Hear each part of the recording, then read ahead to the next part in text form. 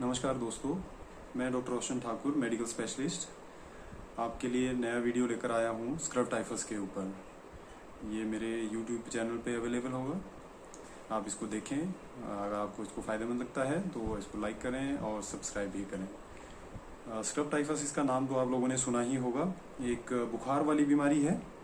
इसमें मरीज को आमतौर पे बुखार शुरू होते हैं, बदन दर्द होता है, शरीर पे दाने दाने आ सकते हैं और सिर दर्द हो सकता है, उल्टियाँ हो सकती हैं, दस्त हो सकते हैं, खांसी भी हो सकती है और सांस लेने में भी दिक्कत हो सकती है अगर बीमारी जो है थोड़े लंबे टाइम तक चलती है।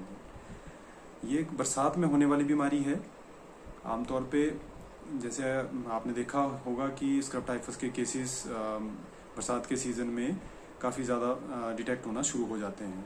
तो ऐसे तो बीमारी बहुत कोई गंभीर नहीं है, आसानी से इलाज होने वाला है अगर इनिशियल स्टेज पे डिटेक्ट की जाए और इग्नोर ना की जाए। ज़्यादातर लोगों को समस्याएं तभी आती हैं जब वो लोग घर में जो है वो सेल्फ मेडिकेशन करते हैं और हॉस्पिटल में टाइम से अप्रोच नहीं करते हैं और उनकी ट्रीटमेंट का डायग्नोसिस लेट हो जाता है, जिसकी वजह से कि बीमारी अगले चरण में पहुंच जाती है और इसका इलाज करना थोड़ा बहुत मुश्किल हो जाता है। और इस टाइम पे अगले चरण में जाने पर क्या होता है कि बीमारी के जो कारण शरीर के अलग अलग अंगों पर प्रभाव पड़ना शुरू हो जाता है, जैसे कि लीवर डैमेज हो सकता है, किडनी पे असर पड़ना शुरू हो सकता है, लंग्स डैमेज हो सकते हैं। तो ऐसे केस में मरीज को बचाना थोड़ा मुश्किल हो जाता है। तो जिनमें भी इसमें देखा गया है कि जो लेट प्रेजेंटेशन होती है, जो लोग हॉस्पिटल लेट पहुंचते हैं, जो इसके से रिलेटेड एंटीबायोटिक्स है उनको देने में देरी हो जाती है किसी वजह से, तो मरीज को जो है इसमें दिक्कत आना शुरू हो जाती है। तो ये बीमारी जो है बरसात के सीजन में कॉमनली, जैसे मैंने बताया, ये देखी जाती है। उसका कारण है कि स्क्रब टाइफस जो जीवाणु है, जिस जीवाणु की वजह से ये बीमारी होती है, वो माइट्स में रहता है, जो उसको पिस्सू भी बोलते हैं। जो माइट्स हैं उसके अंदर ग्रो करता रहता है और ये माइट्स जो जीवन है इनका निर्भर करता है जो रोडेंट्स एनिमल्स हैं, जैसे चूहे प्रजाति के जो जीव हैं, उनके ऊपर ग्रो करती हैं ये माइट्स। और बरसात के सीजन में जैसे घास, स्क्रब्स, झाड़ियाँ बढ़ती हैं तो इनकी स्ट्रेंथ भी बढ़ती है और नेचुरली हम लोग जब घास काटने जाते हैं, जंगलों में जाते हैं, तो हमारा एक्सपोजर जो है वो इनके साथ हो जाता है और अल्टीमेटली ये माइट्स जो है हमारे शरीर के ऊपर, जो इंसानों के शरीर के ऊपर चढ़ जाती हैं और इंसान को काट देती हैं। जब ये काटती हैं तो जीवाणु है जो इन माइट्स में या पिस्सुओं के अंदर होता है, वो जीवाणु जो है इंसानों के अंदर चला जाता है और मल्टीप्लाई करना शुरू हो जाता है और जैसे जैसे मल्टीप्लिकेशन होती है तो बीमारी अपना रूप लेने लग जाती है।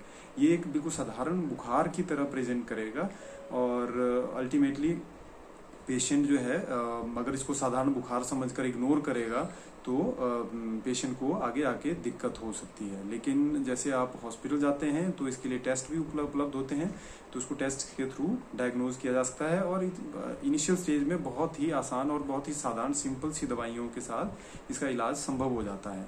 लेकिन अगर आप इसको लेट करते हैं तो इसमें क्या होगा फिर कि देख तो दवाइयों का असर होना थोड़ा मुश्किल हो जाता है और ऑर्गन डिसफंक्शन, जैसे मैंने बोला, अलग अलग ऑर्गन्स खराब होने लग जाते हैं, तो फिर मरीज को बचाने की कोशिश जो होती है वो बहुत मुश्किल हो जाती है और दवाइयाँ भी असर बहुत स्लोली करती हैं।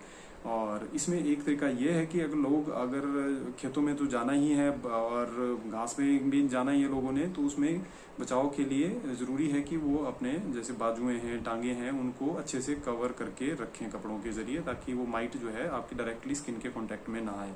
और फिर भी अगर कोई माइट इसमें कांटेक्ट में आती है तो जैसे ही आप लोग अपना काम खत्म करें उसके बाद जो है अपने हाथों को, बाजुओं को और पैरों को, टांगों को अच्छे से पानी से धोएं और साथ में जैसे अगर नहाना भी हो जाए उसके बाद तो वो बेस्ट जो है अप्रोच रहेगी।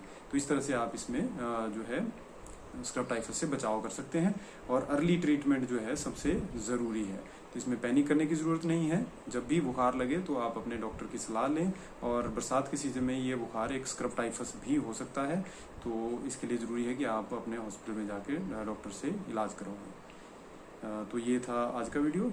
Thank you very much.